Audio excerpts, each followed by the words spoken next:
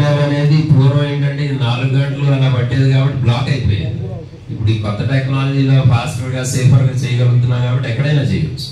పూర్వం ఏంటంటే మనం ఆ ఒక్క హాస్పిటల్లోనే చేసేవాళ్ళం, ఎందుకంటే వేరే హార్ట్ అటాక్ పేషెంట్లు వచ్చారు వాళ్ళకి ఇమీడియట్లీ. ఆల్మోస్ట్ 90 వాట్స్ అంటే బల్బ్కి ఎలా అయితే వాటేజ్ ఉంటుందో దీనికి కూడా పూర్వం 35 వాట్స్ అలా ఇచ్చేదల్లా 90 వాట్స్ ఇవ్వగలుగుతున్నాం. ఆల్మోస్ట్ 2 to 4 సెకండ్స్ లోపల మొత్తం ఆ వెల్డింగ్ అక్కడ అయిపోతుంది. సో నెక్స్ట్ ఏరియాకి మనం మూవ్ చేసుకోవచ్చు. అలా హార్ట్ లోపల మనం వెల్డింగ్ లాగా చేసుకుని దడ రాకుండా చేయొచ్చు. ఇది ఈ క్యూ డాట్ అనేది ఈ కొత్త క్యాథెటర్. అలాగే మనం ఈ మ్యాపింగ్కి హార్ట్ లోపల ఎక్కడి నుంచి వస్తుంది ఏంటి అనేది చూడటానికి ఇది ఈ పెంటారే అనేవి వాడతాం. సో దీని ద్వారా ఏంటంటే హార్ట్ చేంబర్లో పెట్టినప్పుడు మనం ఇది మూవ్ చేసుకోవచ్చు. ఎక్కడికైనా మూవ్ చేసినప్పుడు ఇది చాలా కామన్, వయసు పెరిగిన కొద్దికి ఎక్కువ వస్తుంది. 70 సంవత్సరాల పైన ఆల్మోస్ట్ 10% మందికి ఈ దడ ఉంటుంది. కొంతమందికి తెలుసు, కొంతమందికి తెలియకపోవచ్చు కూడా.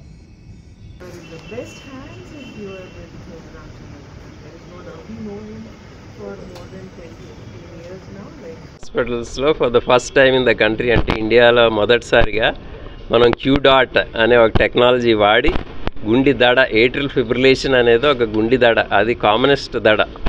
దాని మూలాన గుండె దడ కొట్టుకున్నట్టు అనిపించడం, కళ్ళు తిరిగినట్టు అవటం, నడుస్తుంటే ఆయాసం రావడం, ఫెటీగ్ రావటం, హార్ట్ పంపింగ్ తగ్గటం, బ్రెయిన్ స్ట్రోక్లు, ప్రతి 4 బ్రెయిన్ స్ట్రోక్ల లోపల ఒకటి దడ మూలాన వస్తుంది. కొంతమందికి తెలుసు దడ ఉన్నట్టు, కొంతమందికి దడ ఉన్నా సరే తెలియదు. ఈ మధ్య కొత్త డివైజ్లు యాపిల్ వాచ్లో వీటిలో కూడా కొంతమందికి దడ వస్తుందని తెలుస్తుంది. సో దీనికి మనం హార్ట్ పైగదుల లోపల వెల్డింగ్ లాగా చేస్తాం దడ రాకుండా. ఇది చాలా టైం పట్టేది, 4 hours అలా పట్టేది. ఇప్పుడు ఈ క్యూ డాట్ టెక్నాలజీలో మనం ఒకపోతే దాని మూలాన బ్రెయిన్ స్ట్రోక్ వచ్చినప్పుడు ప్రతి ఒక్కళ్ళకి కూడా ఈ దడ ఉందా లేదా అనేది చూసుకుంటాం. అలాగే కొంతమందికి హార్ట్ పంపింగ్ తక్కువ ఉన్న వాళ్ళకి కూడా ఈ దడ అనేది ఉండొచ్చు. హోల్టర్ అనేది ఒకటి పెడతాం, ప్యాచ్ లాంటిది. ఒక 4 రోజుల నుంచి వారం దాకా అది రికార్డ్ చేస్తుంది. హార్ట్ ఎలక్ట్రిక్ బీట్, హార్ట్ లయ రికార్డ్ చేసి దడ ఏమన్నా ఉందా అనేది దానిలో కూడా తెలుస్తుంది. ఈ మధ్య వాచెస్లో, యాపిల్ వాచ్లో అక్కడ కూడా మనకి ఏదైనా బ్యాడ్గా అనిపించినప్పుడు, అంటే ఫెటిక్గా అనిపించినప్పుడు, దడగా అనిపించినప్పుడు అప్పుడు చూసుకుంటే ఈ దడ వస్తుంది అనేది తెలుస్తుంది.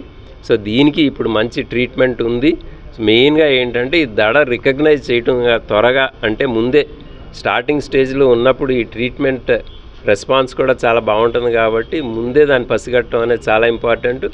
ఇంకోటి బ్రెయిన్ స్ట్రోక్, అన్నిటికన్నా ఇంపార్టెంట్ ఏంటంటే ఈ దడ ఉన్న వాళ్ళకి బ్రెయిన్ స్ట్రోక్ రావచ్చు కాబట్టి ముందే ఈ దడ ఉందని కనుక మనకు తెలిస్తే దీనికి ట్రీట్మెంట్ కూడా తీసుకోవడం చాలా ఇంపార్టెంట్.